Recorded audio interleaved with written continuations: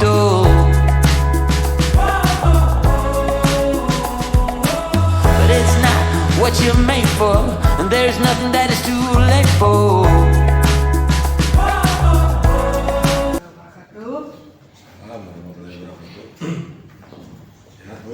Alhamdulillah baik. Maaf Pak, saya menyita waktu Bapak sedikit karena saya sebagai guru penggerak di SMA Negeri 3 Sumur Besar angkatan 10 kesediaan. Terima kasih Pak. Pak, ini saya ajukan beberapa pertanyaan tentang bagaimana Bapak menyikapi suatu dilema ya, kasus-kasus yang terjadi di sekolah kita. Bagaimana cara Bapak mengidentifikasi kasus, apakah itu merupakan dilema etika atau rujukan moral menurut Bapak? Bagaimana caranya Bapak mengidentifikasikan? Memang mungkin di teman-teman guru penggerak istilahnya berbeda. Ya sekarang mungkin lagi tren, artinya dilema etika ataupun rujukan moral. Mirip tapi tidak sama. Kalau rujukan moral kan cenderung dia dua hal yang berbeda, tapi punya nilai kebajikan, nilai baik untuk sekolah. Tapi kalau dilema etika kadang-kadang dua-duanya baik, dua-duanya positif, namun sangat dilematis. Kasus-kasus di kita cukup banyak. Banyak masalah HP, masalah siswa terlambat, masalah siswa ujian di polisi. Itu kan dilema etika. Ya, secara etik dasar, aturan dasar dia adalah pemenuhan hak untuk siswa. Tapi satu sisi dia dalam kasus, maka etika moral harus dikedepankan, tapi tetap berhati-hati. Jadi prinsipnya adalah bahwa menyelesaikan masalah-masalah seperti itu harus kita berhati-hati, adil pada semua pihak. Artinya ke bapak ibu yang menilai, kemudian ke siswanya juga adil. Prinsip kehati-hatian inilah yang memang selalu biasa kami pegang selama ini, ya, dengan berbagai macam langkah. Tapi dari proses cara kami menyelesaikan biasanya kan satu, pastikan identifikasinya asalnya seperti apa. Dia kemudian proses pengumpulan data, pengumpulan informasi yang kadang-kadang memang tidak mudah. Lalu kita mulai menganalisis masalah. Nah, menganalisis masalah ini kan banyak cara. Bukan khusus stakeholder yang ada, pemimpin sekolah, orang tua, kemudian guru senior, semuanya kita minta. Baik, jadi dalam mengidentifikasi dari apa yang Bapak sampaikan, saya dapat memahami bahwa kita harus melihat permasalahan secara detail ya, lebih spesifikasi lagi sebelum kita mengambil langkah-langkah keputusan bagaimana kita mengeksekusikan langkah-langkah itu. Jadi harus akurat dan ada keterbukaan, ada kolaborasi yang baik antara semua pihak yang terlibat di sekolah kita. Baik, mungkin pertanyaan yang kedua, bagaimana Bapak menjalankan pengambilan keputusan di sekolah Bapak, sekolah kita ini, terutama untuk kasus-kasus di mana ada dua kepentingan yang sama-sama benar. Bagaimana Bapak menyikapi itu? Misalnya seorang guru, misal seperti saya, mungkin saya juga meminta izin atau mungkin ketika ada hal-hal yang lain di luar yang harus saya selesaikan, tetapi menyita. Menurut saya juga benar, menurut Bapak juga benar ketika saya meninggalkan kelas. Bagaimana menurut Bapak ketika mengambil keputusan yang bijak ini? Kedua-duanya sama-sama merasa benar, terus sama-sama juga ada kepentingan kita di situ. Mungkin menurut Bapak seperti apa kita mengambil keputusan itu?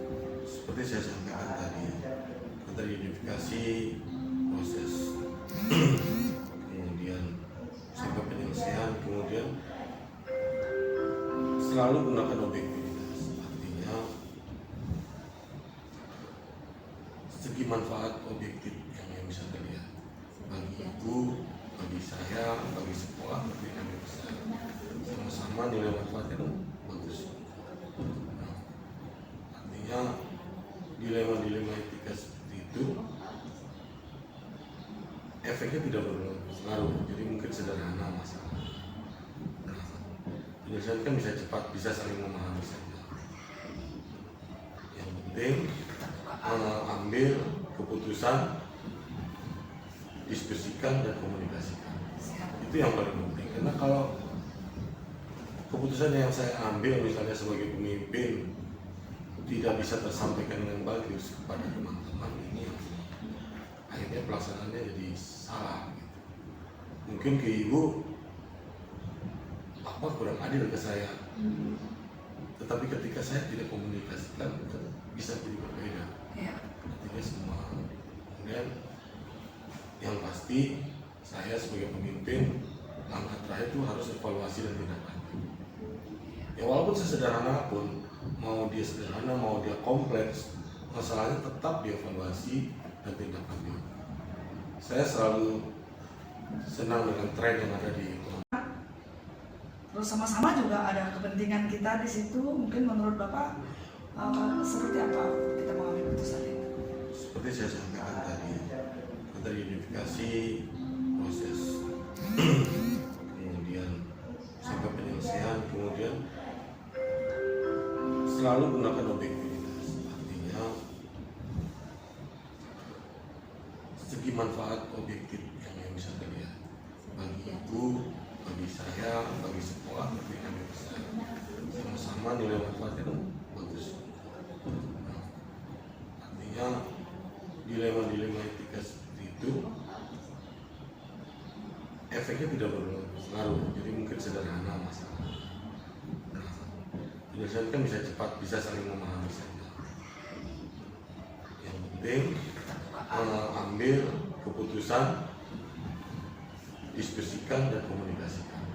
Itu yang paling penting. Karena kalau keputusan yang saya ambil misalnya sebagai pemimpin tidak bisa tersampaikan dengan bagus kepada teman-teman, ini akhirnya pelaksanaannya jadi salah gitu. Mungkin ke ibu apa kurang adil ke saya, tetapi ketika saya tidak komunikasikan bisa jadi berbeda. Artinya semua. Kemudian yang pasti saya sebagai pemimpin langkah terakhir itu harus evaluasi dan tindak lanjut. Ya walaupun sesederhana pun, mau dia sederhana mau dia kompleks, masalahnya tetap dievaluasi dan tindak lanjut. Saya selalu senang dengan tren yang ada di teman-teman guru penggerak, itu adalah refleksi. Baik bagi saya, kadang-kadang keputusan yang saya ambil sudah dievaluasi ternyata begini, artinya refleksinya jawabnya apa sih, tidak efektifnya keputusan saya. Ini penting ya. Terima kasih Pak. Berarti untuk menjalankan pengambilan keputusan itu kita harus yang pertama ada saling berkolaborasi, ada keterbukaan, terus ada ini ya, harus lebih diteliti lagi, lebih komplit lagi biar tidak salah keputusannya. Jadi itu yang dapat saya tangkap sebelum kita mengeksekusi suatu keputusan. Nah, tadi saya sudah mendengar bahwa di situ ada langkah-langkah atau prosedur yang harus dilewati ketika Bapak melakukan suatu keputusan ya. Itu langkah-langkahnya, langkah-langkah apa mungkin yang selain sebelum Bapak mengambil keputusan yang bijak sebaik mungkin terhadap suatu harus kasus. bisa melakukan identifikasi bagaimana kita memahami masalah. Kemudian sudah ada masalahnya, datanya sudah terkumpul, evaluasi nilai kebajikan yang ada. Baik, berarti langkah-langkahnya kita harus mengukur juga ya, apa permasalahan itu mudah apa tidak. Terus ada refleksi juga nanti di situ ya Pak ya. Pertanyaan yang keempat Pak, Dari ini hal-hal apa saja yang selama ini Bapak anggap efektif dalam pengambilan keputusan pada kasus-kasus dilema etika seperti kasus-kasus yang pertama tadi kita bicarakan, bagaimana dengan anak-anak kita ketika dia itu ujian dalam permasalahan tapi bisa dilewati dengan baik. Mungkin apa saja sih yang menurut Bapak anggap efektif dalam pengambilan keputusan? Dari ini mungkin Pak. Yang pertama bagi saya dalam pengambilan keputusan itu harus apa ya? Kalau kita bicara etik dasar di sekolah itu bagian dari pelayanan, satu fokus siswa, adil dan transparan. Itu etik dasar. Artinya adil buat semua, kemudian setara semua. Kemudian yang itu fokus ke siswa, baik kesejahteraannya, layanan pendidikannya. Itu yang pertama. Patuh terhadap prinsip-prinsip dasar, etik dasar. Yang kedua, pengambilan keputusan terus transparan. Ya Pak, tadi sudah saya menyimak, maka pertanyaan berikutnya, hal apa saja yang selama ini tapi menjadi tantangan dalam pengambilan keputusan Bapak pada kasus-kasus dilema etika? Nah ini yang kadang-kadang bukan menghambat, tapi kadang-kadang pengambilan keputusan itu jadi agak lama. Yang pertama tantangannya itu kepentingan yang bertentangan, baik nilainya, baik kepentingan tertentu. Ya di sekolah sering sekali itu.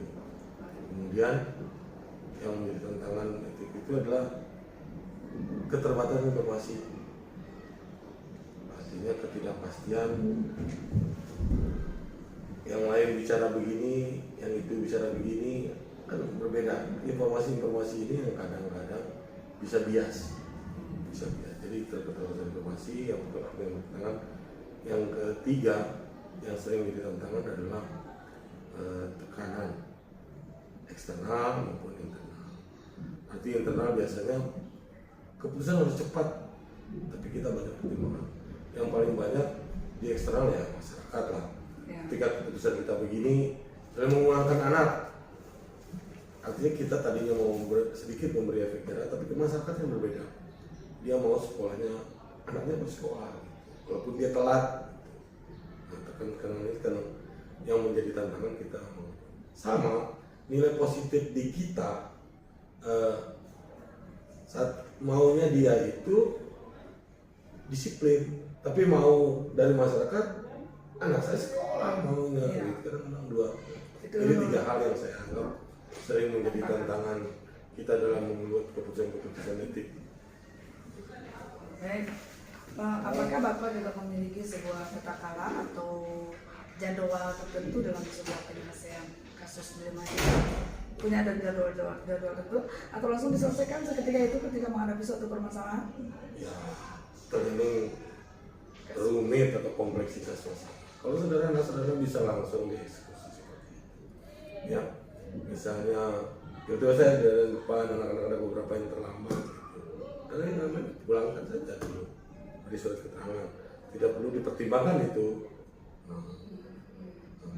Tapi sesuai dengan langkah-langkah yang kita bicarakan tersebut itu kadang-kadang membuat waktu proses identifikasinya, proses pengumpulan data informasi, kemudian pengambilan keputusan, analisis masalahnya, itu kan waktu yang kadang-kadang membuat berbeda sehingga panjang waktunya tentunya akan juga berbeda.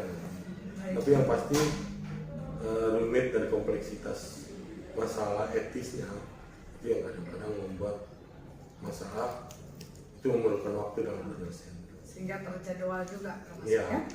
Baik, pertanyaan yang berikutnya Pak, adakah seseorang atau faktor-faktor apa yang selama ini mempermudah atau membantu Bapak dalam menyelesaikan setiap permasalahan? Adakah seseorang atau faktor-faktor yang lain yang mempermudah semua keputusan Bapak? Saya pikir semua penting di kita di dalam sebuah sekolah. Tidak ada person tertentu yang tapi yang nanti saya anggap menjadi faktor, bukan person yang orang. artinya manajemen sekolah yang kuat, saling mendukung. Kemudian dalam pengambilan keputusan itu daya dukungnya juga harus jelas. Para wakil betul-betul memikirkan kompeten dalam mengisi. Kemudian komit terhadap etika itu. Iya. Jadi dia seperti saya katakan tadi, efektif itu dia kalau tidak patuh terhadap etik, keputusannya jadi salah nanti. Nanti kita akan berhadapan dengan pemerintah yang naik, kemudian dengan masyarakat. Taat etik, kemudian selalu konsultasi dengan stakeholder. Baik, saya dapat menangkap bahwa tentu sebuah tim yang membantu Bapak Ya, untuk perlu ada tim tim ya, untuk tim yang sulit. Baik, dari semua permasalahan tadi yang saya mencoba bertanya tadi, dari apa yang Bapak sampaikan tadi, apakah pembelajaran apa yang dapat Bapak petik dari pengalaman Bapak dalam mengambil setiap keputusan? Setahun saya di sini, saya belajar banyak hal. Masuk dalam sekolah besar, hampir 1000 siswa, saya belajar banyak terkait dengan masalah-masalah etik ini. Yang pertama, saya anggap penting transparan dan komunikasi. Ya. Duduk jelas masalah, kemudian komunikasikan keputusan yang kita ambil. Yang kedua, libatkan semua stakeholder, baik yang ada di internal maupun eksternal. Yang ketiga, saya anggap selalu evaluasi efek dari keputusan yang kita ambil, jangka pendek, jangka panjang, dia akan seperti apa. Yang keempat, tindak lanjut, refleksi. Refleksi ya. Ya, artinya harus. Jadi kita bukan saya anggap ini tren, tapi saya pikir beberapa kali saya mencoba karena tren di guru penggerak gitu. Karena pengalaman saya di sekolah penggerak di sana walaupun sebentar gitu, efeknya cukup besar. Karena sering kali kita di sekolah itu hanya sampai evaluasi saja, tidak pernah tindak lanjut ataupun refleksi. Tidak bisa diurutkan, hanya mengevaluasi, oh keputusannya benar, keputusannya salah, tapi urusan salahnya di bagian mana dari langkah-langkah ini jarang sekali. Sehingga semua, baik waka, baik guru-guru, baik tenaga administrasi itu mengambil itu. Terhadap bagian ini yang kita salah, harusnya mengidentifikasi masalahnya salah. Pak, dari apa yang saya dengar tadi dari Bapak, pengalaman-pengalaman Bapak sebagai pemimpin pembelajar di sekolah kami, saya mendapatkan pengalaman yang luar biasa dan keterbukaan, kejujuran di sini, ketelitian kita sebagai pengambil kebijakan itu sangat diperlukan. Dan yang terakhir adalah sebuah refleksi diri, baik kita sebagai guru, sebagai kepala sekolah ataupun sebagai staf. Itu yang saya dapatkan dari pembicaraan kita hari ini. Semoga bermanfaat dan semoga membawa keberkahan bagi kita semua. Terima kasih Pak atas waktunya. Saya akhiri dulu. Assalamualaikum warahmatullahi wabarakatuh. Waalaikumsalam. Sukses terus ya, Bu.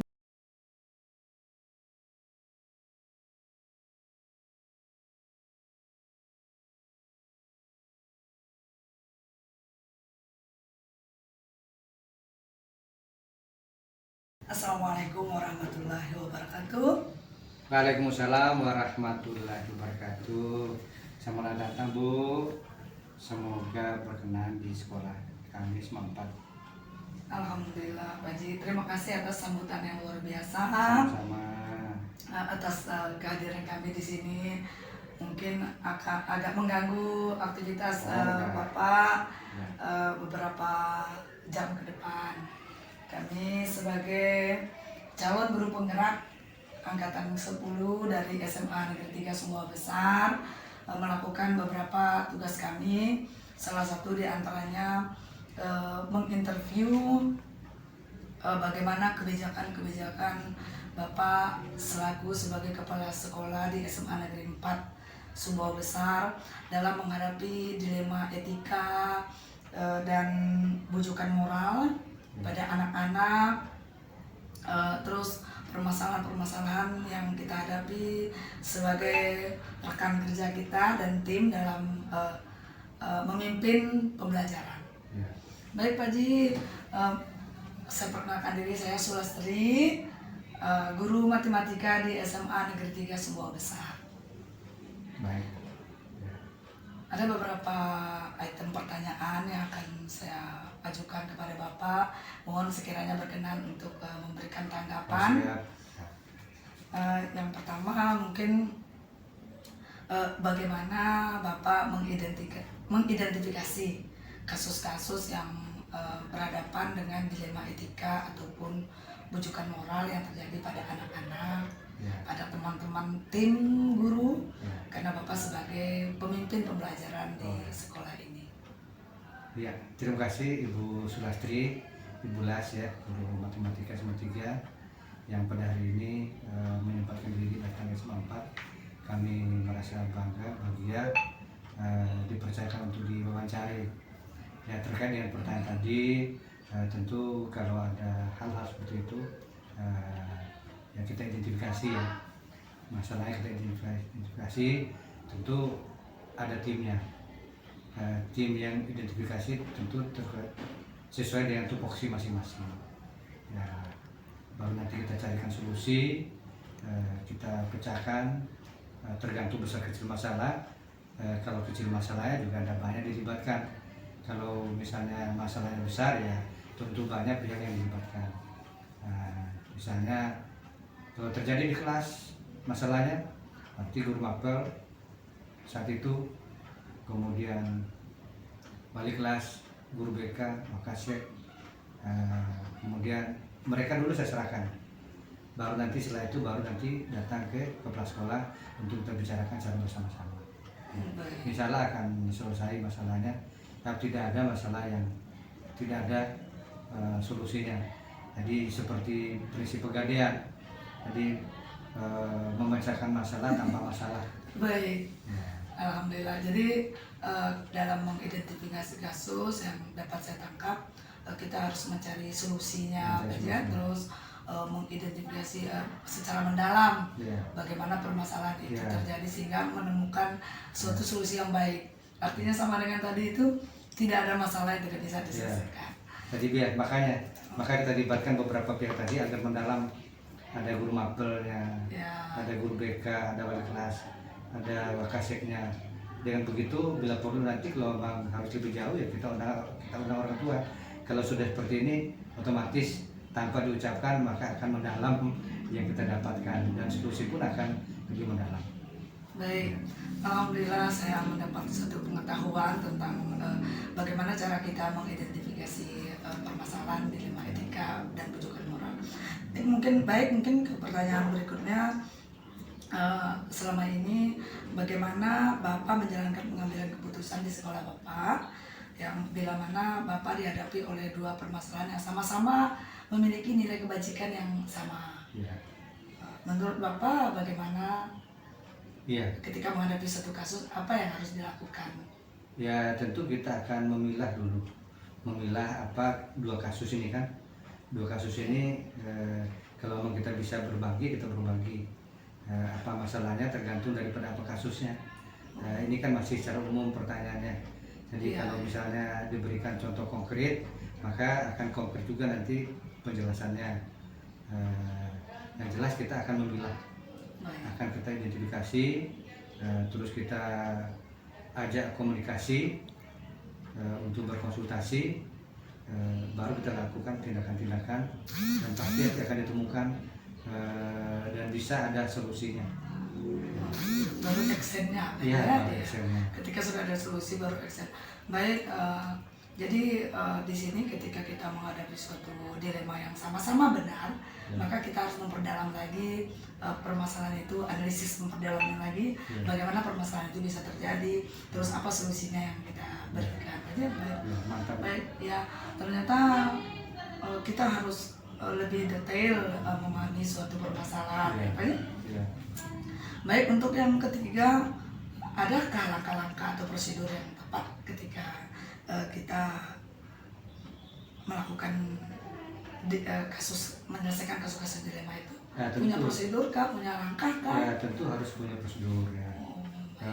Kalau di sekolah kan kita tetapkan dulu ada visi misi kan. Tidak keluar dari bingkai visi misi ini prosedur yang kita lakukan.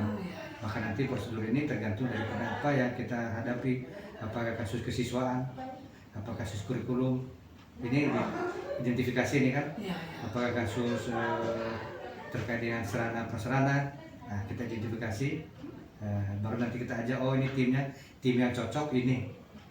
Nah itu Iya. namanya analisis yang mendalam kan. Iya. Ternyata ini yang punya kasus, Iya. ini pihak-pihak yang harus membantu di dalam menangani kasus. Ada kolaborasi. Jadi ada kolaborasi, nanti akan terbuka semua. Ini tidak merepotkan Bapak. Apakah Bapak memiliki sebuah tatakan atau jadwal tertentu dalam sebuah penyelesaian kasus di 5 etika? Iya, kita punya. Apakah Bapak langsung menyelesaikan permasalahan itu ketika menghadapi suatu masalah? Tidak langsung saya tangani sendiri, tapi kan kita punya tim. Dan menganalisis. Ya nanti tim ini ya kita mintakan untuk telaah atau analisis tadi, Ya. atau identifikasi. Karena saya orang pernah di struktural juga, nanti harus telaah. Jadi kasus itu harus ditelaah atau dianalisis atau diidentifikasi sehingga nanti ditemukan, oh ini masalahnya seperti tadi yang saya katakan. Jadi tidak boleh kita langsung menangani sendiri, harus dari bawah. Ada juga misalnya anak sekolah yang telepon langsung saya atau saya, Pak minta tolong begini. Saya langsung sampaikan ke bawah. Kira-kira siswa ini kaitan langsung dengan pembina mana misalnya. Kalau misalnya pembina A, maka saya akan hubungi pembina A. Tolong ditangani kasus ini. Nanti pasti pembinanya akan menangani secara maksimal. Dan kadang-kadang disesali kenapa harus langsung ke atas. Karena kita ini kan berjenjang. Ya. Jadi jangan sampai ada kasus langsung loncat ke atas. Tetapi kita kasih kepercayaan teman-teman untuk belajar menangani manajemen kasus. Jadi harus sudah prosedurnya. Harus prosedur. Ya, jadi tidak boleh langsung ke atas. Kalau kita langsung menangani sendiri, nanti kapan teman-teman di bawah bisa memecahkan masalah? Masya Allah. Ya, jadi manajemen kasus namanya. Ya. Jadi kasusnya bertingkat.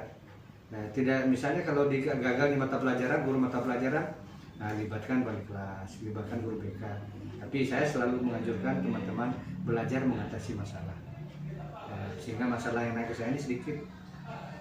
Karena saya selalu limpahkan dulu ke bawah. Itu sebuah prosedur yang bijak. Itu cara kita memimpin Ya. teman-teman. Agar mereka nanti juga ketika menjadi kepala sekolah, menjadi pemimpin, mereka tidak monopoli. Iya. Ya, jadi tidak monopoli, tapi udah dibagi-bagi. Nah, baik Pak.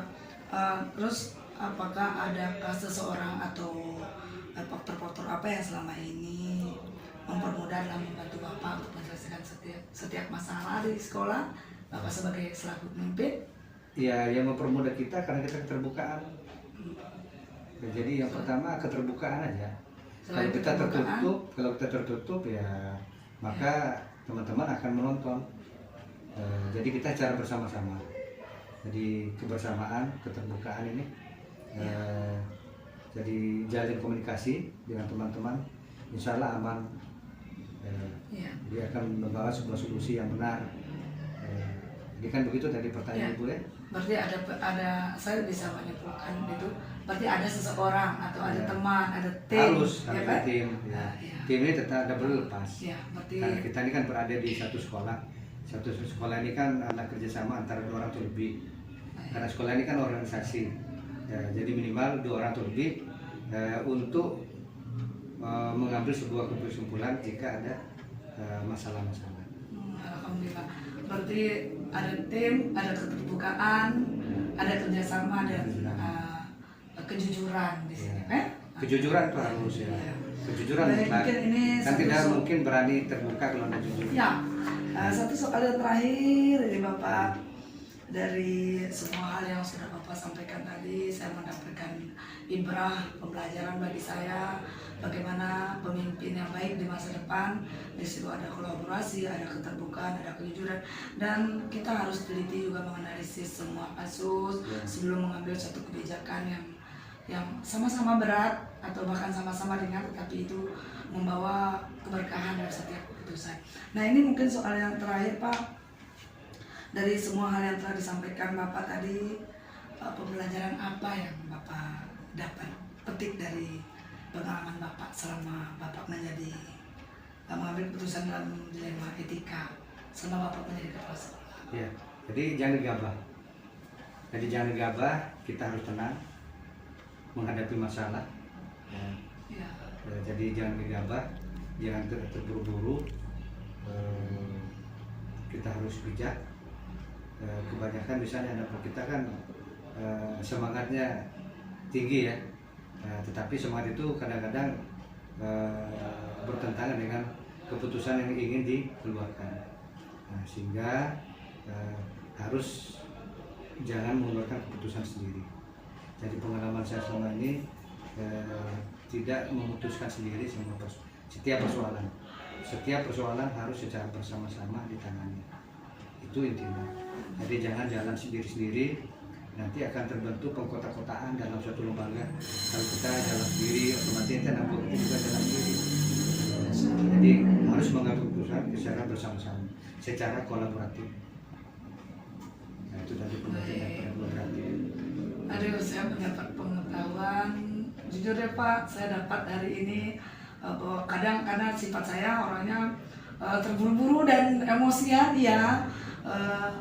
Tapi dengan pembelajaran dari CGP, dengan kita bagaimana berkomunikasi dengan orang-orang yang lebih dewasa, lebih bijak, dengan pimpinan-pimpinan, saya mendapatkan pelajaran yang luar biasa. Terima kasih Pak Haji atas apa yang sudah diberikan kepada kami hari ini. Semoga ini bermanfaat untuk di masa depan kita dan menjadi amal jariah Bapak. Amin, amin. Cukup sekian dari kami. Wassalamualaikum warahmatullahi wabarakatuh. Waalaikumsalam warahmatullahi wabarakatuh. Terima kasih Bulan. Demikian interview kami hari ini.